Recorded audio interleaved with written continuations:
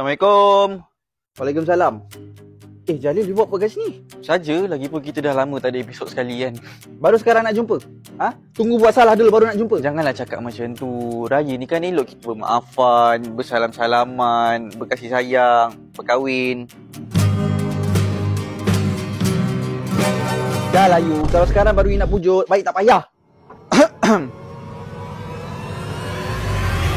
Lah, kenapa you tak bagi tahu you nak datang tadi? Kalau tak, I boleh sediakan red carpet. I saja je lah singgah Pizza Hut tadi. Lepas tu belilah menu ayam bakar pizza dia. Sebab diorang cakap bukan biasa-biasa.